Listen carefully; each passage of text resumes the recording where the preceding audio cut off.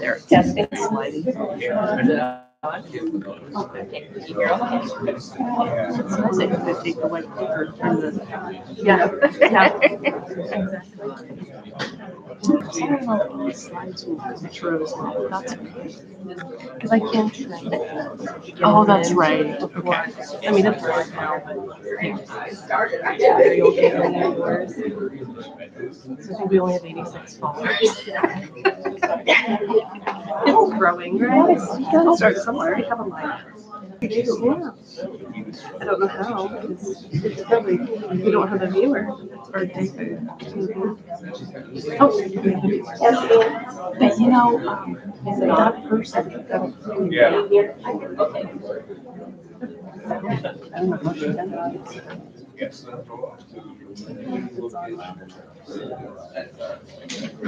want to turn it up? I might go to recording.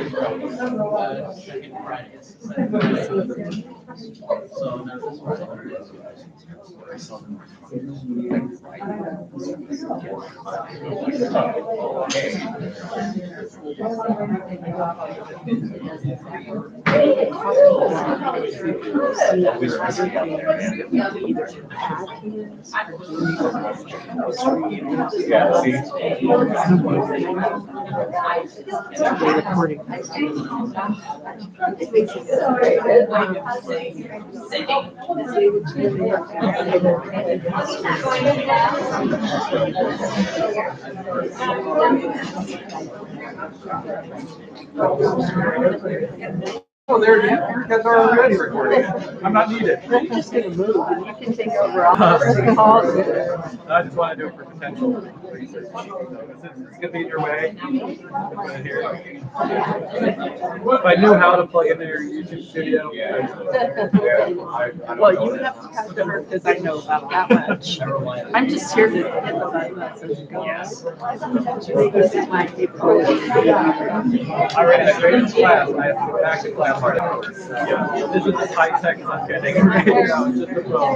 looks good. It looks professional since I have a tripod. That's right. Because you've got your bag. So. Oh, that's Nate's bag. I don't think you are. Now I get to sit down. Should I still your seat now? No, you're tenured. You can do that.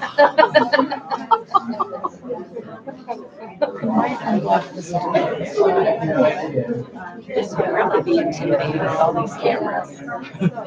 Yeah.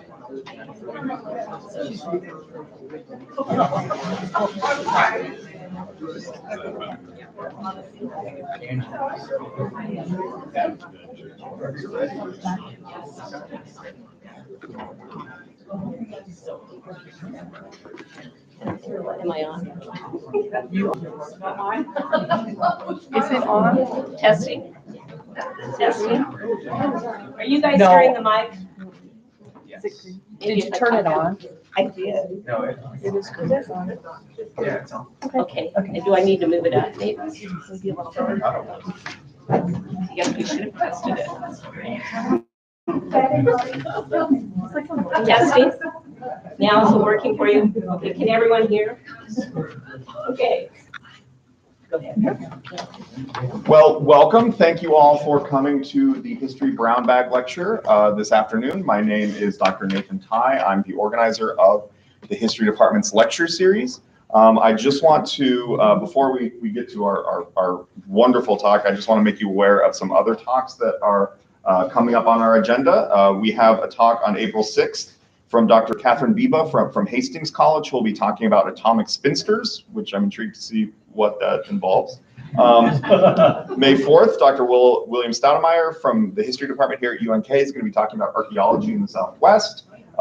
July 13th, Dr. Vale, also from the History Department, will be sharing some of his most recent research on risk and resiliency in agriculture during the Cold War.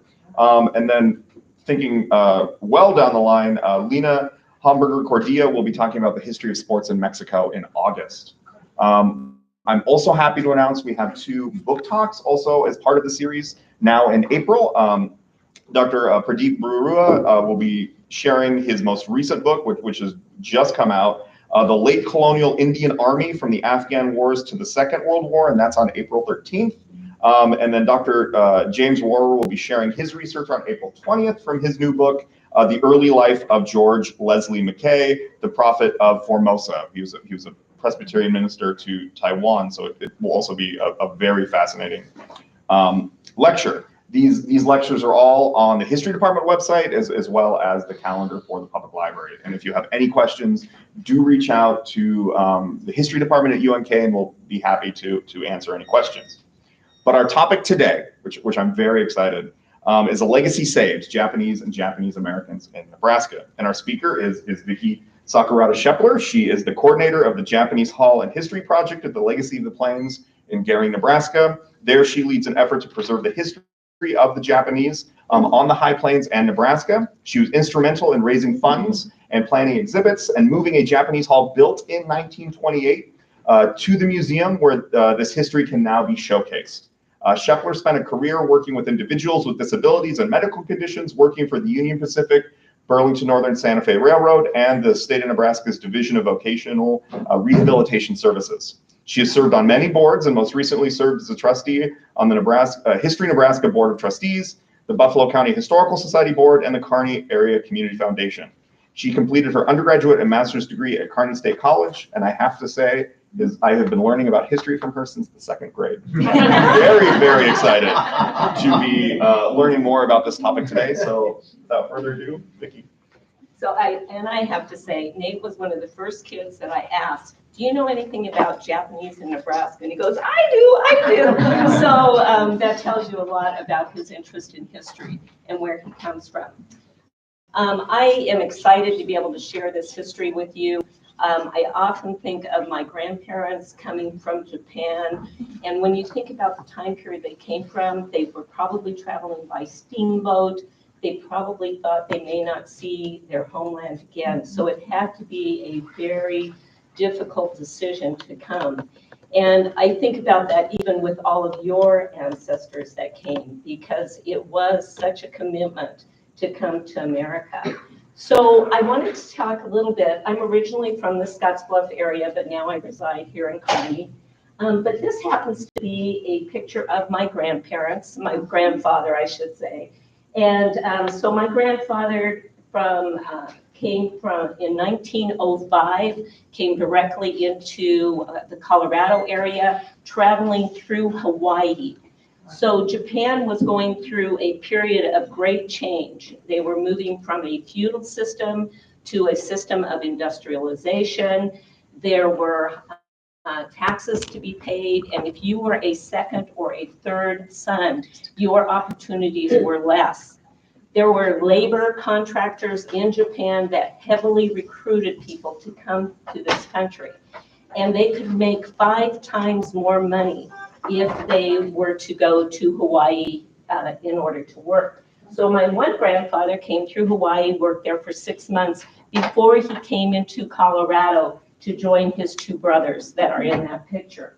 My other grandfather came directly to Colorado, and they probably benefited from one of the first pieces of legislation that was directed at a nationality. Oh, one thing I wanted to tell you is that's my father's family when they came to Nebraska. This is my father. So they came in 1921 and settled in Nebraska at that time. But in 1882, one of the first pieces of legislation was passed against a nationality called the Chinese Exclusion Act. And many of you know that the Chinese did much of the building of the railroads. But few of you know that the Japanese replaced many of the Chinese in various locations, particularly Colorado, Wyoming, and Nebraska. So this happens to be a picture of my grandfather in 1908, along with relatives, a brother, cousins. Many times they would bring people from their own prefectures. And so, but we think this is the Southern Pacific, which is now part of the Union Pacific. So, but there was almost 13,000 that would work for the railroads. At one point, typically the labor contractors that hired them to work. So many went through many conditions where one family told me about their grandfather and the fact that their labor contractor went bankrupt and they were in Gillette, Wyoming, and had to walk back to the area that they were from. So things were happening. But I also have to tell you that at the same time in Omaha, Nebraska, in 1904, 120 contractors or laborers were brought to break the strike in the stockyards. And so they were not well liked because they were scabs, or other terms were given to them. And they actually, in 1905, had a lockout by almost 800 students, where they would lock out the teachers and these Japanese students, and it caused quite an uproar in the Omaha community. So that's just some of the things that were going on at the same time. But I also have to share just some of these pictures, because people, again, don't realize how long the Japanese have been in Nebraska.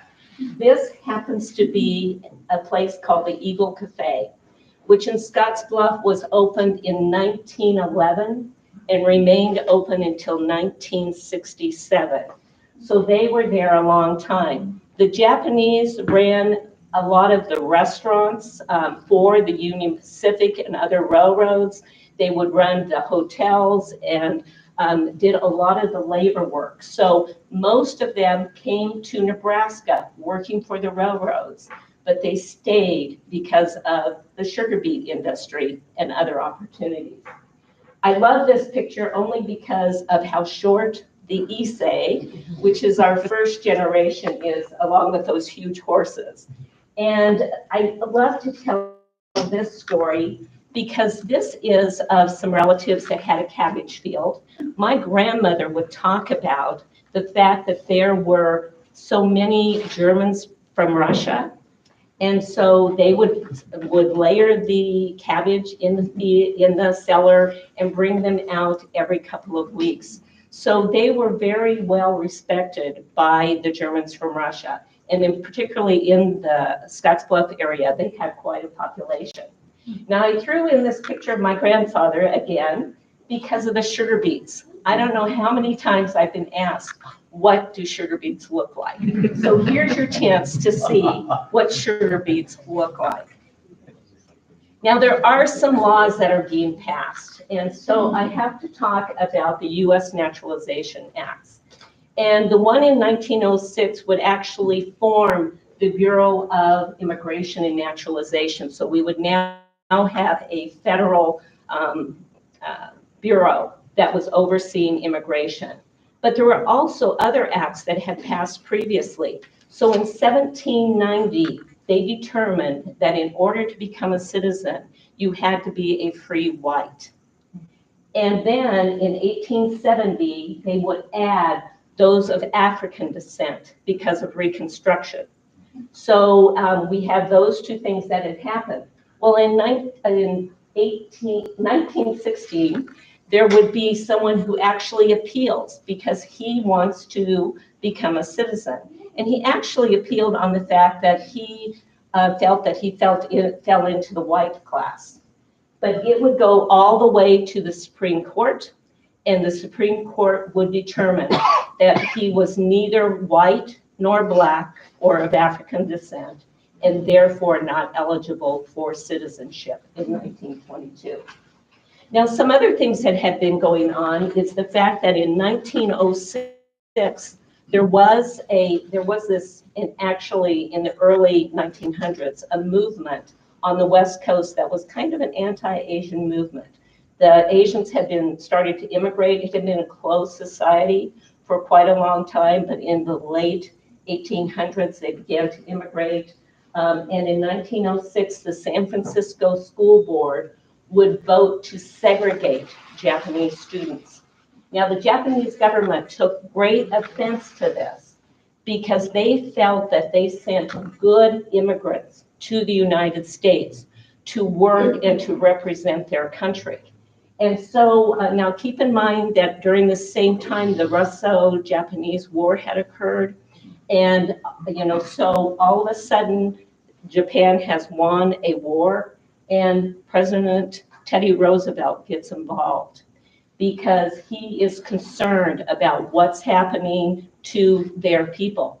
Now, one of the things I did learn was the Chinese were already segregated. So in San Francisco, but Teddy Roosevelt would intervene. They would choose not to segregate the Japanese, and they would end up coming to an agreement called the Gentleman's Agreement. The Gentleman's Agreement was not ratified by Congress, but was just an agreement between Japan and the United States that would stop immigration of laborers. But what that did was create something called the picture bride phenomenon. Because all of a sudden, we have all these young men who now want wives, and they would end up going back to Japan and some would return to Japan. Many would send pictures of prospective brides, and I always use the term baishakunin. For you that know the terms, maybe that's not the correct one, but they had matchmakers in some cases. In many cases, they would also have family members. And we would end up having pictures sent back. In many cases, you would go through a formal ceremony that would allow you either having a picture or someone standing in for that person. You would become married by proxy and then be entered into the family registry. That registry would allow you to then get a passport from the government of Japan. And so this happens to be a picture of my grandfather. And so I always laugh because we don't have any pictures of my grandmothers.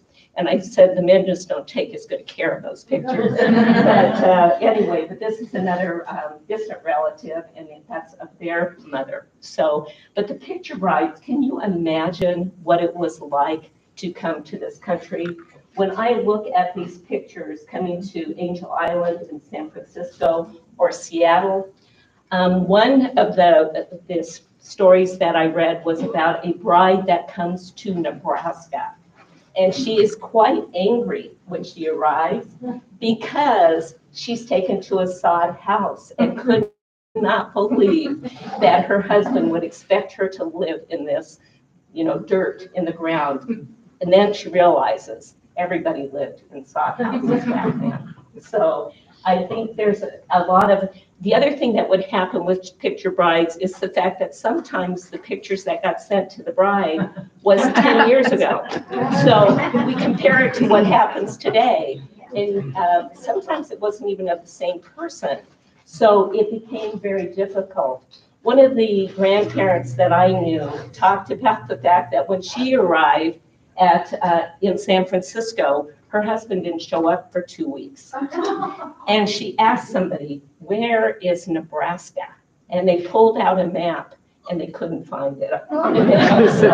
So there were a lot of things that happened to the picture brides back then. Now, there were enough people in the Scottsbluff area that I should say Western area, because there was 3 Japanese organizations. One was in Lincoln County in North Platte, the Mitchell Business Association, which is only about 15 miles from Scottsbluff, and then the Nebraska Japanese Association in Scottsbluff. But they knew that there was a movement occurring on the West Coast that spoke about this anti-Asian movement that was occurring. And they would form an organization called the Japanese Americanization Society. And it was actually recognized by the Consulate of Japan. So keep in mind, they are not allowed to become American citizens. So they still need to report births, deaths, and things like that to the consulate. Now, there's a man by the name of Hiram Kano, and Hisionori, I never know if I pronounce it right, but Kano, who was their first president. He came to this country at the invitation of Williams Jennings Bryan. who was a 3-time presidential candidate, for those of you that don't know. At the time, he had traveled to Japan and met and had dinner or lunch or something with his family in Japan. And because of that, he chose to come to the University of Nebraska in Lincoln, finished his master's degree in agriculture, and he would go on to do a study and got to know most of the Japanese farmers throughout the state. So he was first introduced back then. He actually farmed in Litchfield, Nebraska, owned a farm there, so bought that after he graduated. And for those of you who don't know it, Litchfield's only 40 miles away. So, but in 1919, the Alien Land Bill is introduced to the Nebraska, to a convention that has been formed to change the Nebraska state constitution. And so all of a sudden, they had this movement to prevent those who are not eligible for citizenship from buying land. And so it is proposed, and I always have to tell this story only because I was able to confirm it, but the Reverend Thomas Osborne was, or T.C. Osborne was the representative from Morrill and Scottsbluff County. And it happens to be the grandfather of Tom Osborne. And he and the Reverend Huntington were two great supporters of the Japanese from that area. The Japanese had a very good reputation in the Western area, and therefore they helped to basically kill this bill during that legislation. But then in 1921, it is now introduced into the legislature. And they originally targeted the Japanese again, but they did make several concessions. And it's interesting to read the number of people who stood in behalf of the Japanese. So just to mention one, James Rodman, who was the Speaker for the Judiciary Committee, spoke on the floor in behalf of the Japanese people and felt that this bill should be killed. They were able to get some compromises. The bill does pass. It does prevent Japanese from being able to own land, but it is because they are aliens. So it changes from those who are not eligible to citizenship, but those that are aliens. They are allowed to own their own homes in town. If you bought a home in town, you could own a home. They changed the leasing rights. They wanted to limit it to just 2 years, and they changed it to allow them to lease for up to 5 years. But the good news is the second generation, or the Nisei, are now becoming of age, and they are able to buy land. So one person told me about how his parents saved silver coin, and when she turned of age, his aunt, they presented all this silver coin so they could buy a farm. So things were happening where Nisei were able to purchase the land. In 1924, the Immigration Exclusion Act would basically end immigration for those not eligible for citizenship. So Asians are no longer allowed to immigrate. Now I have to talk about Hiram Kano, because Hiram Kano would become a great leader of the Japanese in the Western area.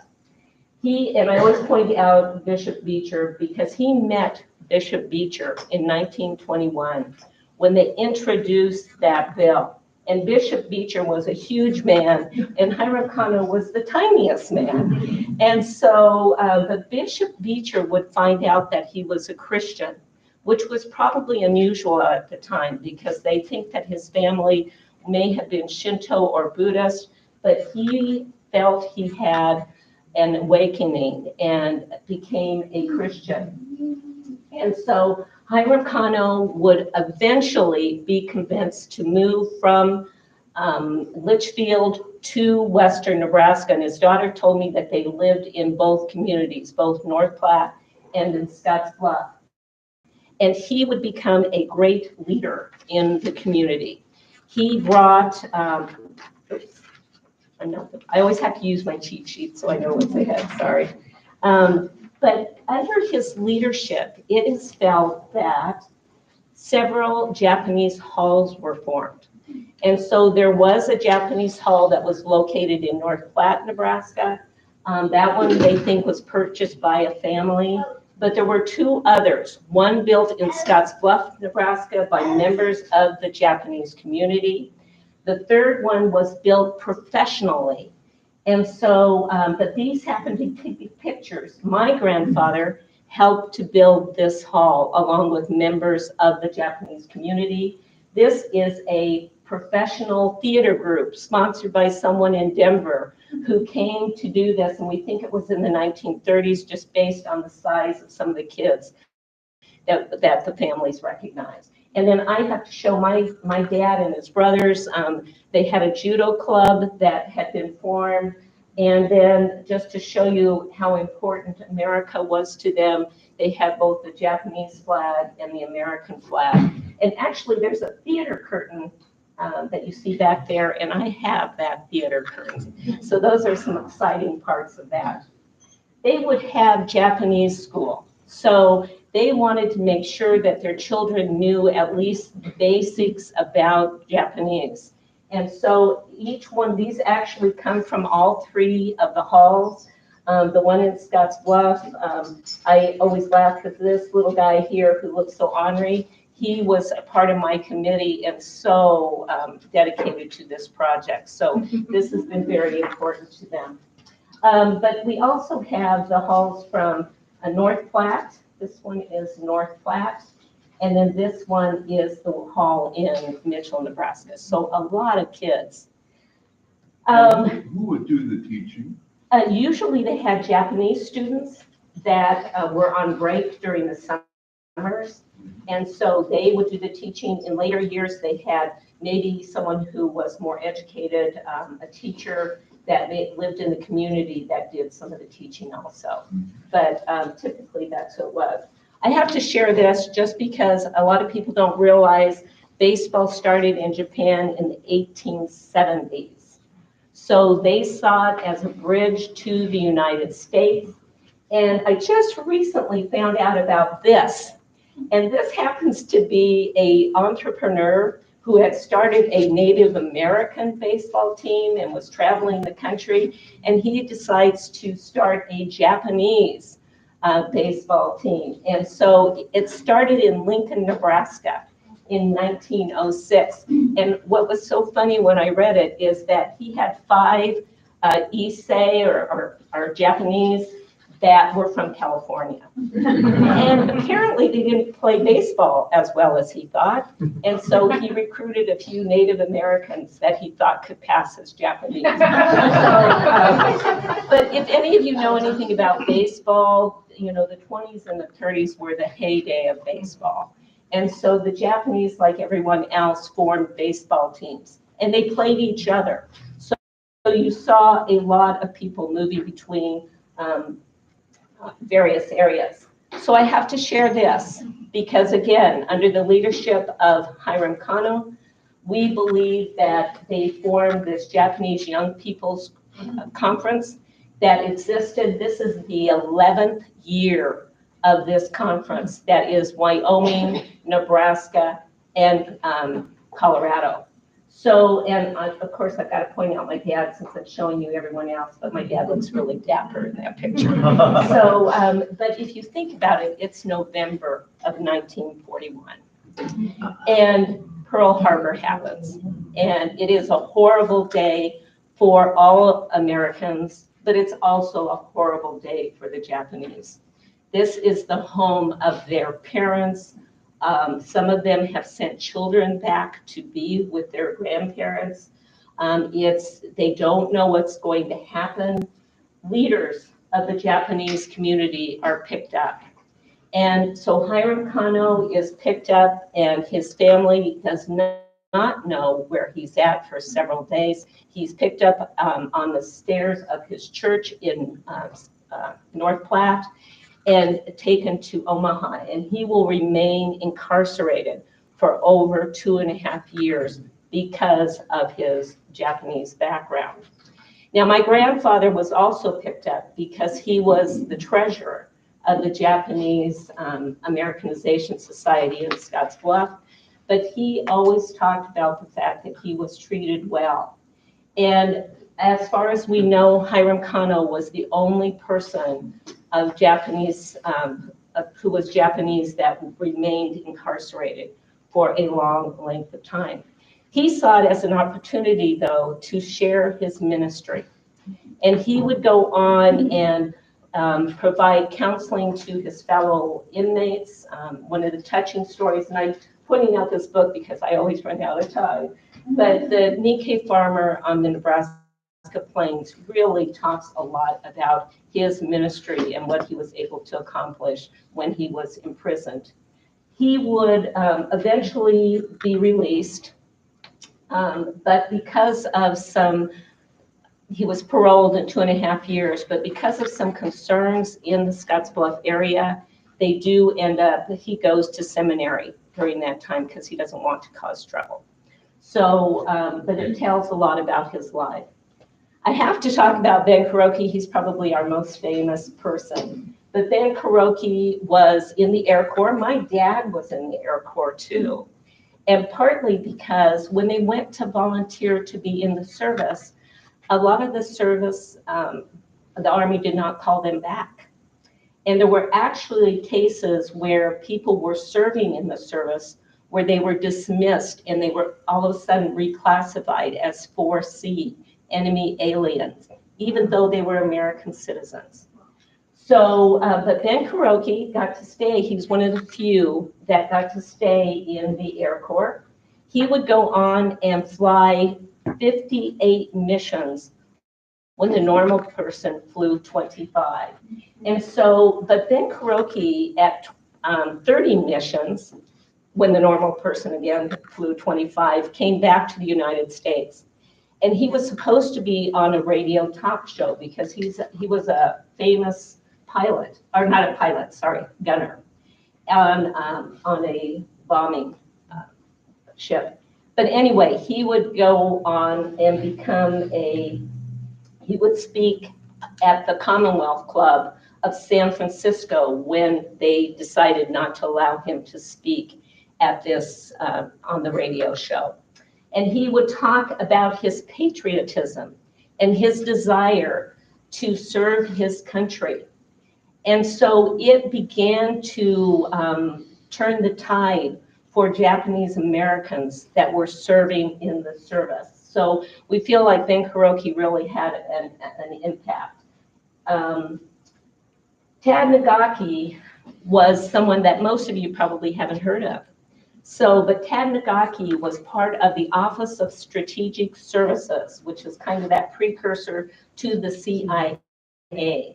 And so Tad was someone who nobody knew anything about his service until a person who was a child came and he found him. So Tad had been trained in demolition, in interrogation. He was dropped behind enemy lines in China and was instrumental in being able to rescue downed pilots and things such as that. So Tad, once he was recognized for this child that was a missionary, about 9 years old is what the article said. And she would end up remembering that he and his crew were dropped into their missionary camp and helped to liberate them. So I'm a little intimidated by the cameras, so anyway, sorry about that. Anyway, the other thing that people don't think about, though, is the military intelligence service. And keep in mind, we are at war with Japan.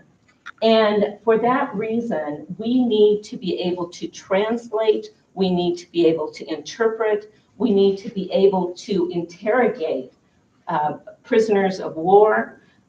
They talk about the fact that because there were Japanese Americans that were helping to interpret, that they think that that ended the war by anywhere from 1 year to 2 years, because they could go in and talk to the prisoners. And there's touching stories about their service. And I found out that several people that I knew that never talked about the war. One thing, if you know many Japanese Americans, our parents did not talk about the war. That wasn't something you talked about. And so, but they would be able to help in the translation. And in fact, they were instrumental in the shooting down of Yamamoto, Admiral Yamamoto, which again, he was such a brilliant strategist that they felt that it helped in the war. But I have to talk about the 100th and 442nd because my father was part of that unit. My father, in the 100th, I have an uncle that ended up in the 100th. He was drafted before Pearl Harbor happened. He was on a transport ship headed to the Pacific when Pearl Harbor happened.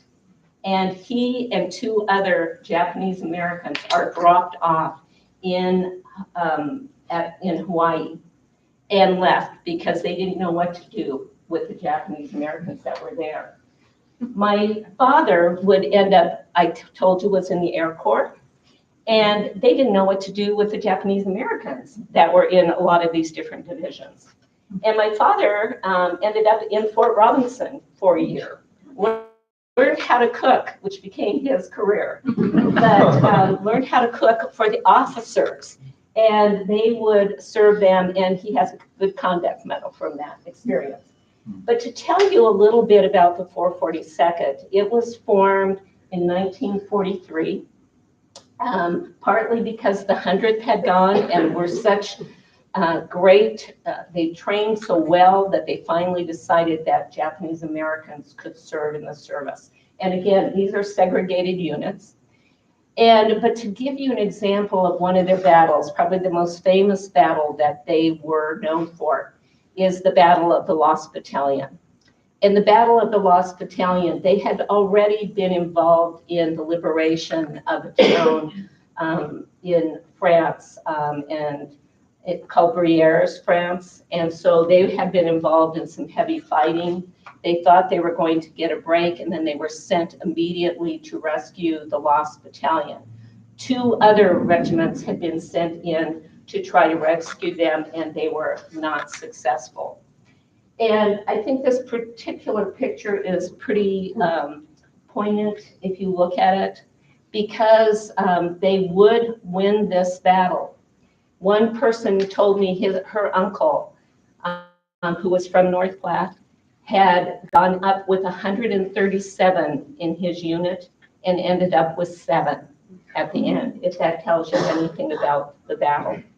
And so it would end up that this general that sent them into this battle wanted to do a review of the troops to congratulate them on this wonderful success that they had. But when he got there, most of them were not there. And he wanted to know, did you send them on leave? And the guy said, no, this is all we have left. And he was so shook up that he could not speak to the group. So that just tells you a little bit about that. This tells you, and I always am close on time, but the number of commendations and medals and things that they received. Again, they were the most decorated unit of its size and length of service in all of U.S. military history. So keep in mind that they really wanted to prove their loyalty to the United States. I always have to talk about 2 people.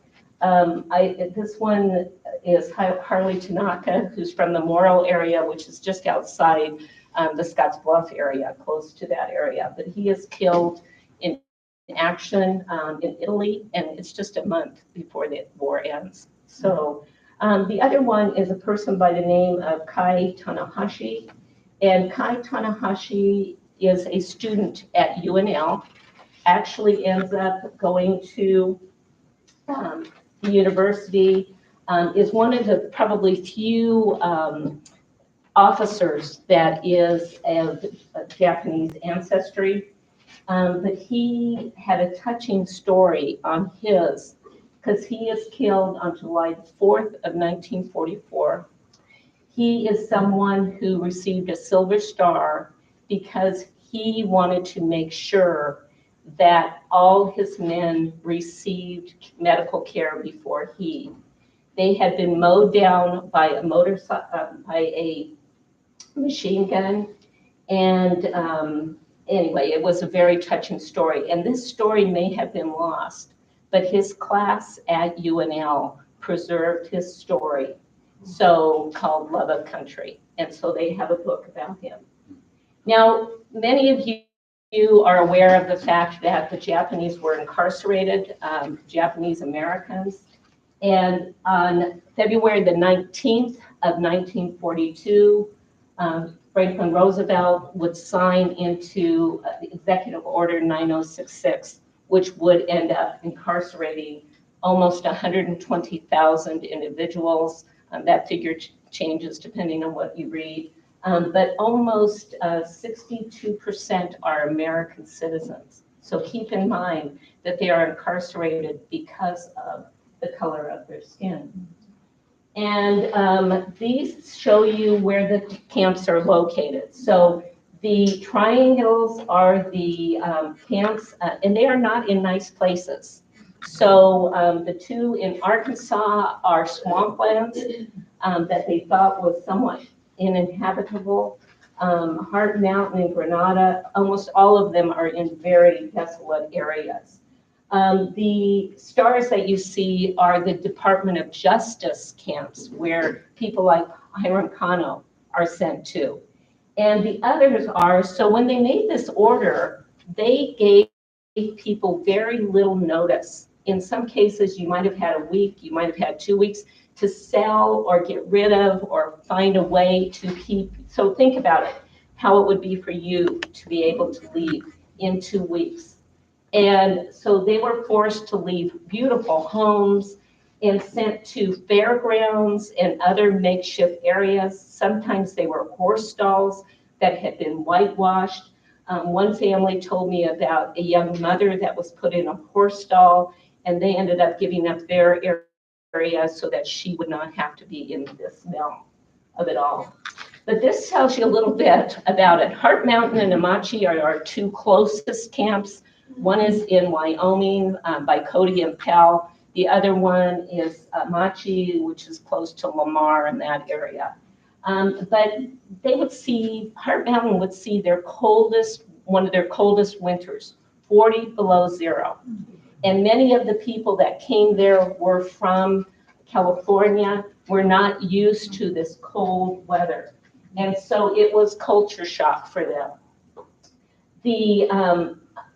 I have to point out the Miyagishima family because for me, this is one of the most touching stories. And I get touching stories that I heard. And it was because they lived in Scottsbluff in the 20s and the 30s. They moved to California in 1940 because their father was so ill and wanted to be closer to family. They are caught up in the relocation camps or incarceration camps or concentration camps, and they are sent they end up going to Gila River.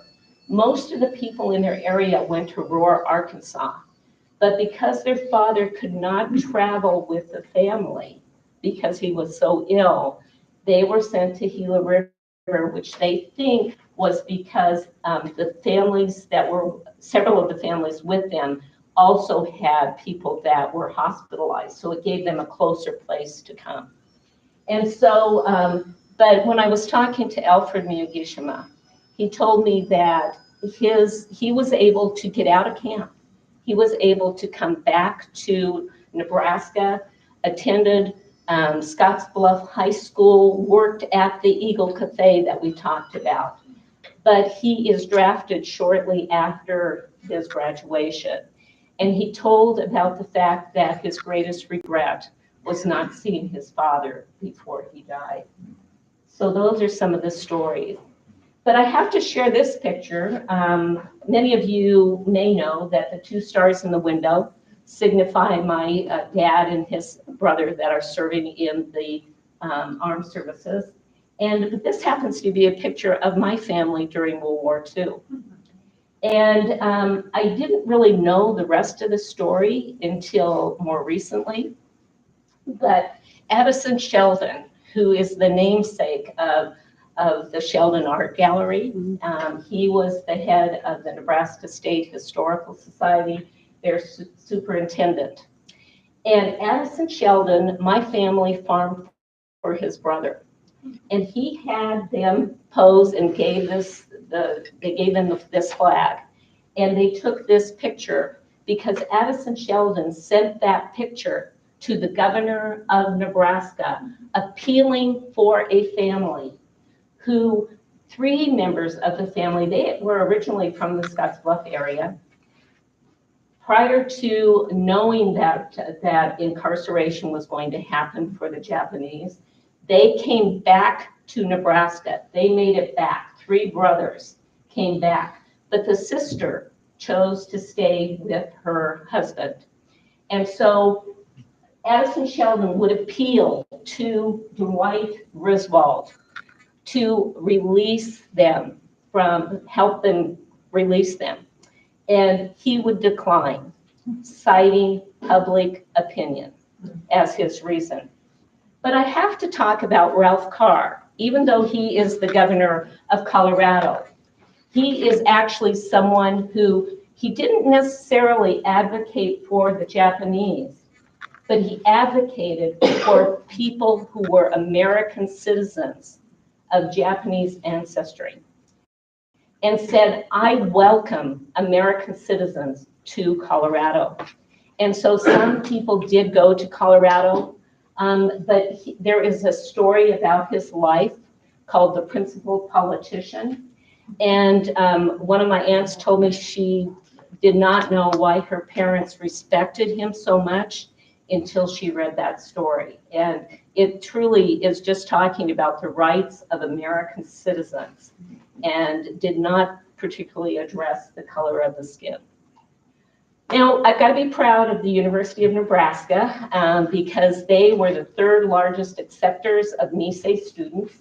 And they would end up allowing 50 people per each year.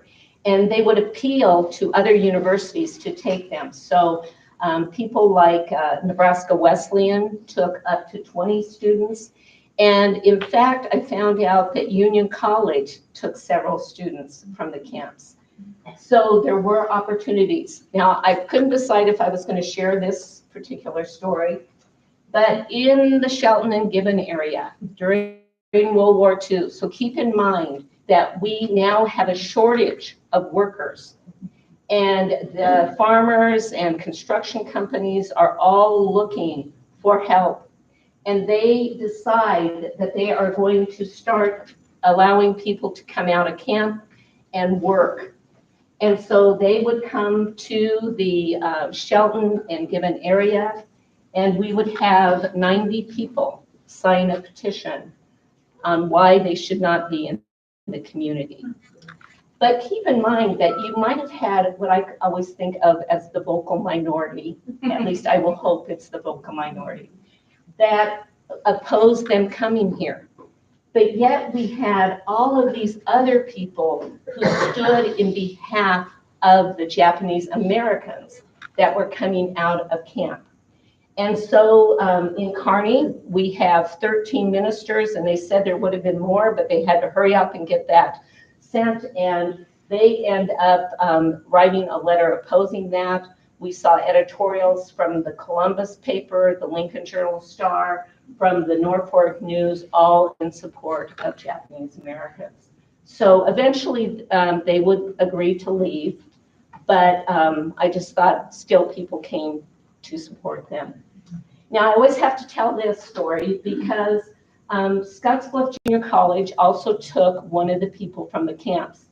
And this particular person, his brother met my uncle.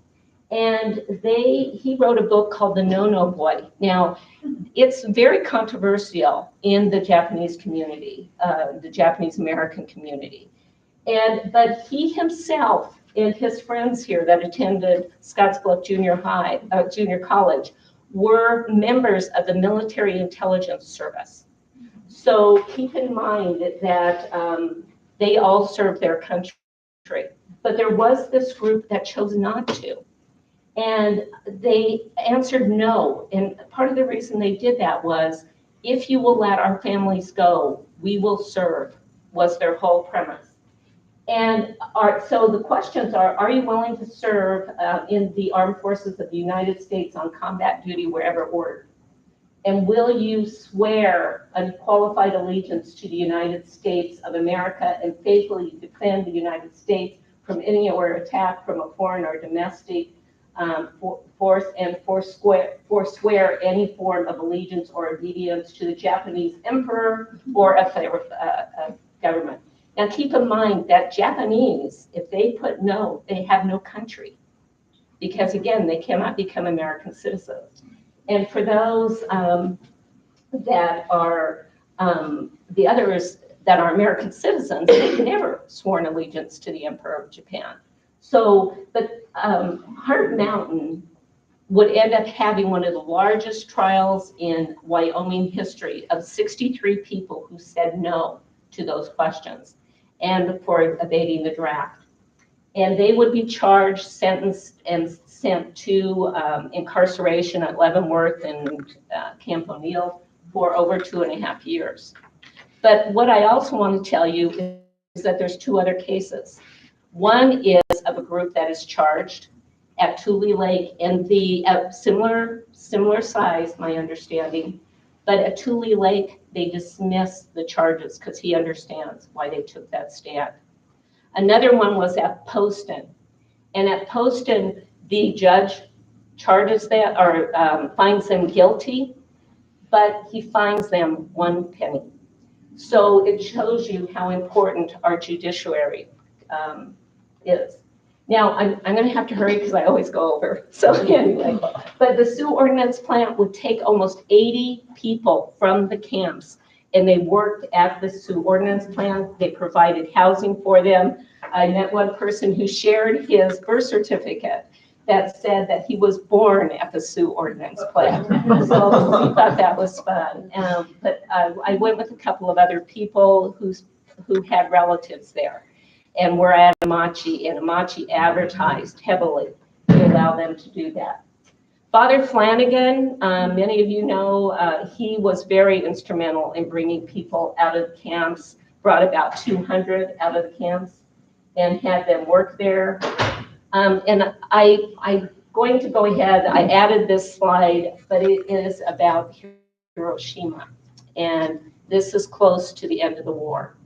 But there's a person, sorry, but I had to do this because many of you knew Hargis Westerfield. And I was just given this, and I was just touched when I read this. So I'm going to read it to you today. Hargis served in the service, was in the Philippines at one point, and eventually is sent to Hiroshima. And he pinned this while he was in the service. And he was a longtime UNK professor and English and a poet. So, and he wrote this: "From this scorched roof, you can stare south over Hiroshima, blasted white plain, darkening a man's mind, even in sunshine. Here are the people's gravestones, the functional, concrete school with the gaping, blackened window holes, the molten glass bubbling underfoot. So we came out of caves with our clubs. This is Hiroshima. There had to be, toward this goal, scientists toiled over centuries up to Hiroshima, height of Western culture. Yet I have seen Christian hope in Hiroshima, forgiveness, the shy young girl with a tea tray, tripping out of a hovel to 3 Yankee infantrymen." And I think it tells you a lot. I have to talk about the war has now ended. And Hiroshima, it breaks your heart, but you all know that it then hit Nagasaki, and then goes on to end the war. But the Japanese Hall get to reopen. They were closed during the war.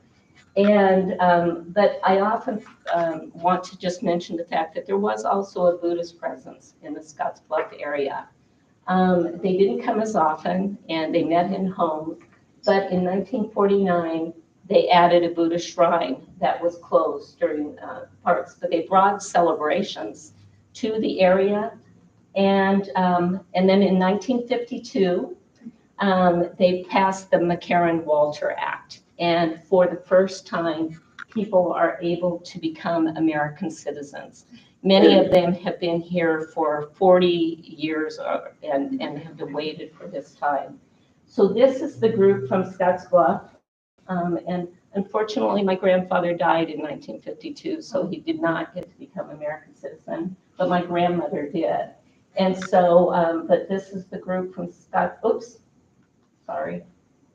But I always like to point out my grandma. So my grandmother was very proud to become an American citizen. The other group is from North Platte, and it was interesting because the immigration department actually traveled to North Platte from Omaha and then from Denver to Scottsbluff in order to give them their tests. And Hiram Kano was instrumental in being able to help them pass that. Now, I don't know how many of you know, but Nebraska had miscegenation laws, so I would not have been able to marry my husband in Nebraska if I would have been earlier. And but there were a few marriages that did occur, and it was probably because they didn't know or didn't apply the law. But it actually started before Nebraska became a state. So, but in 1943, it was added to the questionnaire on what your background was. So marriages were void if any person possessed 1/8 Negro, Japanese, or Chinese blood. And so, and I love this story only because this person shared it with me and she said, I can tell people this. But she goes, when we married, 150 of our family and friends traveled with us to Denver. And we were in love and we didn't know anything different. And so it wasn't until later that they realized how prejudicial that was. But Nebraska, and again, think about it, 1963, Nebraska changes their law. That is ahead of Loving versus Virginia in 1967. So we had to have some enlightened people that were willing to change the law, and so you could marry in Nebraska. Now I need to just tell you, just because Nebraska and Japan have a very strong relationship, Nebraska happens to be the #1 purchaser of beef and pork, and a lot of eggs. And for those of you who've been to Japan, I was surprised at how many eggs they eat in Japan. But anyway, they are very important partners to us. Kawasaki in Lincoln, I remember when it had about 300 employees, and now they're up to almost 2,000 employees that work for Kawasaki. And a little tidbit, the first Kawasaki dealership, motorcycle dealership, was in Gering, Nebraska, which is where my project is. So, but anyway, I thought it was very interesting.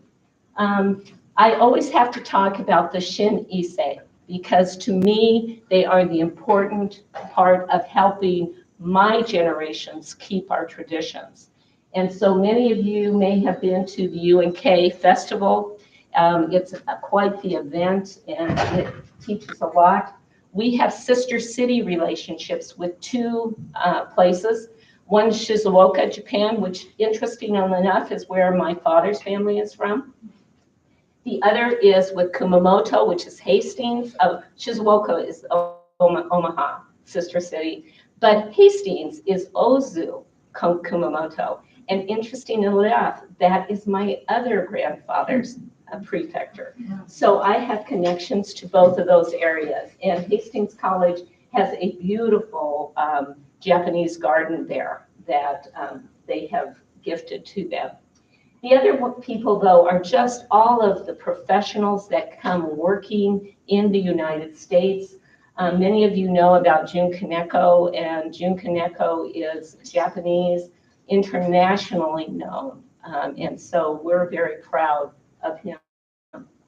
I have to show you just a bit about the hall. So this is that theater curtain I was telling you about.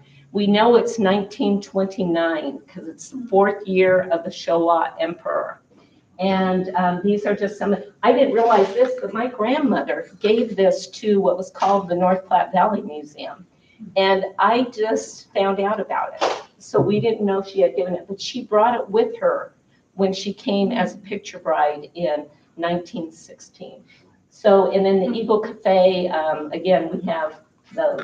But this shows you a little bit about what we did. We actually moved the Japanese Hall from Scottsbluff, Nebraska, and took it around. We had to avoid those railroad tracks, and but moved it to the Legacy of the Plains. And today, this is what it looks like. It's still not done, so we are working on exhibits, and we hope that we will be able to open next year and have everything done. So, but this just shows you a little bit. This is the hall as it originally looked. So, and I love all the names because now we know who people are. So, but thank you very much. Everyone's been very attentive, so we appreciate it.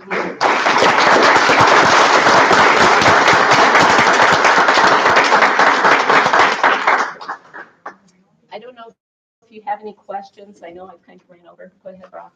Thank you so much. That was a great presentation. You've expressed this to me before, to some extent, but you had also talked about how your father, his opinions about the internment camps. Would you kind of talk about that a little bit? I think this is what Brock wants. My father would never talk about the internment camps. I learned about it in high school. So for any of you that know Janet Fox, she was a teacher, and she asked me what I thought of the internment camps. And I said, I've never heard of them. So I went home and asked my dad, what about these camps that they put the Japanese in? And he just told me things happened during the war we're not going to discuss, and he would not discuss that. And you found that from many of the Japanese Americanization Society just felt that my generation, many of us did not learn Japanese, which is sad for my families, but they chose to do that because they wanted us to not worry about what happened in the past, and they wanted us to be able to live productive lives. So I think it's quite touching. So Total assimilation. yes. So anyone else? Do you have questions? What camp was your father in? Now, my parents were not in camp because they were living in the Midwest. So I did not point that out on my map, but it was about 200 miles along the western coast. So Washington, Oregon, and California, and even Alaska. I did not realize until I talked to someone whose parents were at Minidoka that they had taken Japanese in Alaska and placed them in camp. We were living in the central area. There were 3 different, can't think of what they're called, but they're like the war authorities that made a decision on whether or not they would incarcerate it or not. And the East Coast and Central area did not incarcerate the Japanese, but the West Coast did. So, but my parents were never in camp. But I have discovered so many people who I never had any idea that they had been in camp. You know, we grew up, I can say I went to an all-Japanese church until I was 3 years old. And, but I didn't have any idea that they had ever been in camp. And then you begin to discover all these stories of that. Anyone else have questions? Okay, well, I always go over, I'm sorry. So, but Thank you so much for your attention.